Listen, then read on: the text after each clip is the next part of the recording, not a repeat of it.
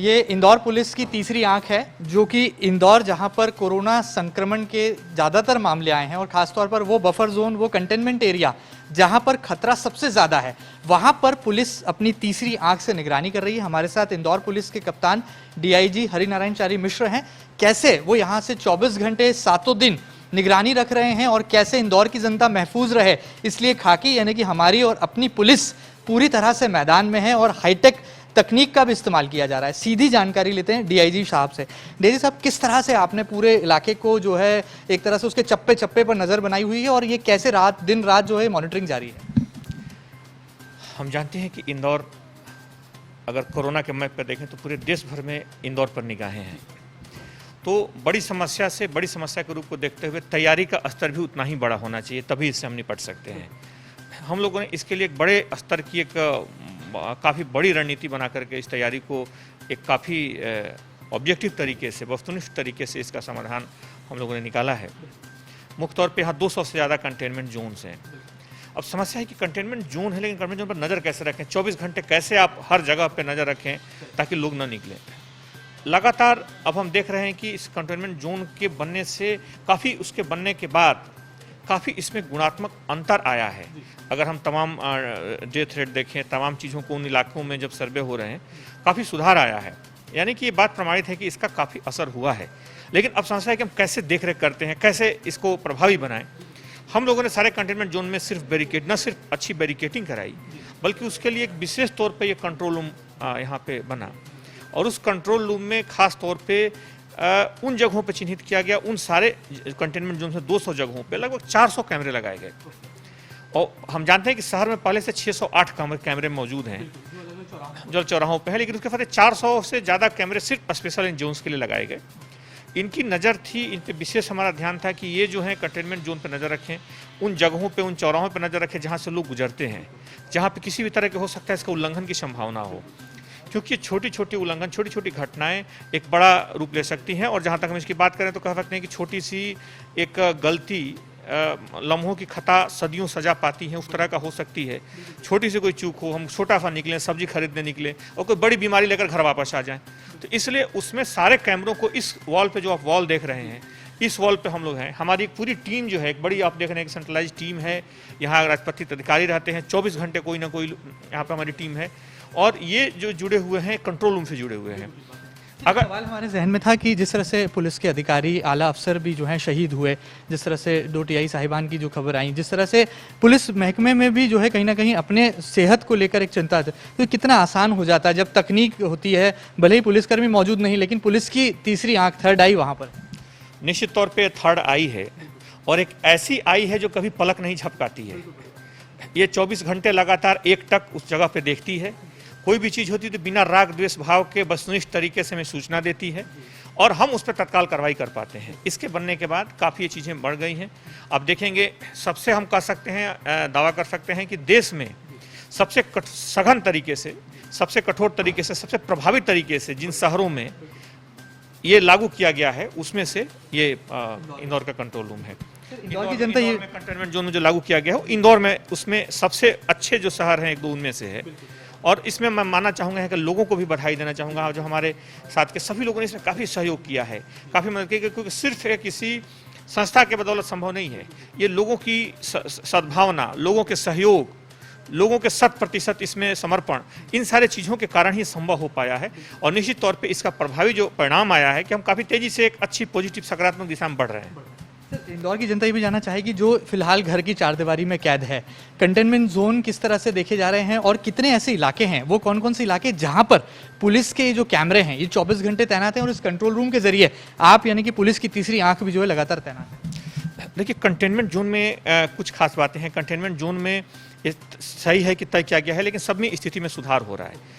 स्थिति में सुधार होने के साथ फिर उनको हम रिडिफाइन करेंगे, जैसे जैसे जहाँ पे, यानी जिन जगहों पे लोगों ने अच्छे ढंग से फॉलो किया, अच्छे ढंग से वहाँ सुधार हुआ, फिर उसको हम रिडिफाइन करेंगे, उनके बाउंड्री को बदलेंगे, उनकी सीमा रेखा को तय करेंगे। दूसरा, अभी नए जो प्रावधान आए हैं उसमें, हालांकि चूंकि इंदौर रेड जोन में है तो उसमें कोई नई बड़ी रियायतें नहीं हैं। इसमें ग्रामीण क्षेत्रों में जरूर रियायतें रहेंगी, ग्रामीण क्षेत्रों में चीज़ें धीरे धीरे आम दिनों की तरह लौटेंगी, लेकिन शहरी क्षेत्रों में अभी भी इसमें मुश्किल है। लेकिन ये हमेशा तय रखा गया, हमेशा ध्यान रखा गया है कि लोगों को दिखते ना हो। मुख्य तौर पे लोगों को इस बात का ध्यान रखा गया है कि उनकी जो आम दिनचर्या है, जैसे कि किराना चीज़ें, दूध, दवाइयाँ, मेडिकल शॉप्स, इस पे पहले भी रखा गया था कि लोगों को फ़ायदा हो, लोगों को इसमें दिक्कत ना हो। लेकिन अब इसमें सब्जी और फल जैसी चीज़ें भी जोड़ी गई हैं जो कि लोगों को कई से समस्या हो रही थी। लेकिन अभी भी उद्देश्य है कि हम उन चीज़ों को करें जो आम लोगों की दिनचर्या को नियमित करने में, बेहतर करने में मदद करे। लेकिन एक सीमा से ज़्यादा छूट नहीं दी जा सकती, मूवमेंट की छूट नहीं दी जा सकती, क्योंकि अगर देंगे तो फिर हमारी समस्या जो इतनी कड़ी मेहनत के बाद जिस सीमा रेखा पर पहुँचे हैं, जिस बिंदु पर हम लोग पहुँचे हैं, उससे हमें पीछे नहीं लौट सकते। हमें लगातार सुधार करना है। और मुझे लगता है कि जिस तरीके से सहयोग से, सबके सहयोग से ये संभव हुआ है, इसको, इस लड़ाई को, इस अपने हम यात्रा को और आगे ऊंचाई तक ले जाएंगे और बहुत जल्दी हम एक सामान्य जनजीवन में, समान धारा में लौटेंगे। और मुझे लगता है कि सब लोग इतने सहयोग के साथ काम करेंगे, बहुत जल्दी वो स्थिति बनेगी। उम्मीद की किरण है, जल्द होंगे कामयाब। सर, किस तरह से आपके लिए भी, आपके आईपीएस कार्यकाल में ये बहुत चुनौतीपूर्ण पल है, या कहा जाए एक ऐसा लम्हा है जो कि भयभीत कर देने वाला है, कैसे आप चुनौतीपूर्ण इन हालातों से जूझ रहे हैं? परिवार से कैसे दूरी है? और लगातार पुलिस महकमा देखने में आ रहा है, खाकी वर्दी जो है वो लगातार अपने परिवारों से दूर है, तो ऐसे में ये कोरोना वॉरियर होने के नाते ये दिन कैसे आपको आने वाले दिनों में याद रहेंगे, और कितना आपके आईपीएस कार्यकाल में भी जो है आपके लिए चैलेंजिंग पोजीशन है? निश्चित तौर पे आपकी बात सही है। पुलिस में जब आप काम करते हैं तो हमेशा आपके पास जो दुश्मन होता है उसका या तो आपको ज्ञात होता है या फिर अज्ञात होता है, तो आप ज्ञात कर लेते हैं, आपके पास बहुत सारे सोर्सेज होते हैं। लेकिन ये ऐसा दुश्मन है जो अदृश्य है। और सबसे बड़ी बात कि जरूरी नहीं कि उस व्यक्ति से फैले जो संक्रमित हो, उस व्यक्ति से भी फैल सकता है जो संक्रमित होता हुआ न दिखे, जिसमें कोई लक्षण न हो, यानी कि जो एसिम्प्टोमेटिक जो संक्रमण करता है उनके माध्यम से फैल सकता है। तो एक बड़ी गंभीर चुनौती है। और जिस तरीके से इसने पूरे यूरोप में, पूरे अमेरिका में जिस तरीके से तबाही मचाई, और उनकी जिस तरह की हेल्थ सर्विसेज थी, जिस तरह उनके पास इंफ्रास्ट्रक्चर था, और उसके बाद जो तबाही हुई, हमारे लिए एक बहुत बड़ी खतरे की घंटी थी।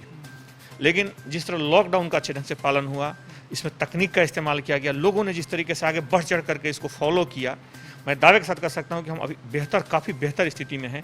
और दुनिया को एक चौंकाने वाली बात है कि कैसे इस तरह से चीज़ें नियंत्रित हुई। पूरे देश के स्तर पर अगर हम बात करें तो काफ़ी एक बड़ी है, और हम इस स्थिति से निश्चित तौर पर अब धीरे धीरे सकारात्मक दिशा में बढ़ रहे हैं। जहाँ तक जवानों की बात है, जवानों का आपने बात किया कि जवानों के कैसे, निश्चित तौर पे जवानों को, चूँकि जवान कटिंग एज पे हैं, बिल्कुल वो हर चुनौती से सीधा सामना है, तो संक्रमण भी हुए हैं। लगभग हमारे 13-14 जवान संक्रमित हुए, उसमें हमारी बड़े कुशल अधिकारी शहीद भी हुए। एक बड़ी हमारे उज्जैन के एक दूसरे अधिकारी थे, वो भी शहीद हुए। तो एक बड़ी दुख होता है। निश्चित तौर पे इन चीज़ें जो हैं ऐसी होती हैं जो अपूर्णीय क्षति होती हैं। लेकिन जवानों के हौसले का हम बात करेंगे कि हमेशा उन्होंने अपनी निजी जो इच्छाएं हैं, निजी जो उनकी चुनौतियां हैं, प्राथमिकताएं, उसके ऊपर हमेशा कर्तव्यनिष्ठा को रखा है। बड़े ऊंचे आत्मविश्वास के साथ, बड़े ऊंचे मनोबल के साथ वो काम कर रहे हैं। और पूरी कोशिश की जाती है कि उनको जो भी सुविधाएं हैं, जो चीज़ें उनके मनोबल को ऊंचा बनाए रखने में कारगर हो सकती हैं, वो चीज़ें उनको उपलब्ध कराई जाएं। हम लोग उसको लगातार संवाद से, लगातार परस्पर उनकी जगहों पे जा करके, उनसे मिल करके, उनकी चीज़ों को समझ करके कोशिश हम लोग तमाम हमारी टीम कर रही है कि हम उनके मनोबल को लगातार ऊंचा रखें। और हमारी टीम काफ़ी अच्छा काम कर रही है, मेहनत से काम कर रही है। और निश्चित तौर पे हमारा जो एक पूरा तंत्र है, हमारी पूरी जो टीम है, इसमें इस चीज़ को एक सकारात्मक मंजिल तक ले जाएगी और गुणात्मक दौर पर इसको परिवर्तित करेगी। बहुत बहुत शुक्रिया सर, आपने हमें समय दिया। इतने व्यस्ततम समय में से आप देख सकते हैं कि सीधा नज़ारा है पूरी मिनी मुंबई, यानी कि पूरा इंदौर शहर, और वो शहर के वो इलाके जो कि कोरोना संक्रमण से प्रभावित हैं, वहाँ पर सीधी दृष्टि है। तमाम कैमरे हैं, 400 से ज़्यादा ऐसे सीसीटीवी कैमराज हैं जो कि कंटेनमेंट जोन और बफर जोन में लगाए गए हैं। बहरहाल उम्मीद की जा सकती है कि इतनी हाईटेक तकनीकी निगरानी के बावजूद यदि आम जनता लॉकडाउन का कहीं ना कहीं उल्लंघन करती है तो वो सीधे तौर पर अपने स्वास्थ्य के साथ खिलवाड़ करती है। खाकी को सलाम करने का ये हमें एक बहुत बड़ा मौका भी मिल रहा है। और आने वाले दिनों में जब हम कहेंगे कि हार गया कोरोना, जीत गया भारत, तब इस तरह के रियल कोरोना वॉरियर्स को रियल सल्यूट तो बनता ही है। और इस तरह की तकनीक का इस्तेमाल जो कि इंदौर पुलिस महकमे ने करके दिखाया है, वो वाकई में पूरे देश के लिए एक नायाब उदाहरण से कम नहीं। फिलहाल वीडियो जर्नलिस्ट अरुण यादव के साथ Mahendra Singh, MP news, Indore. MP की नब्ज, MP का हाल, मध्य प्रदेश की हर खबर MP न्यूज TV के साथ। लगातार खबरों के लिए सब्सक्राइब करें हमारा YouTube channel MP news TV। Latest updates के लिए बेल आइकन दबाना जरा भी न भूलें।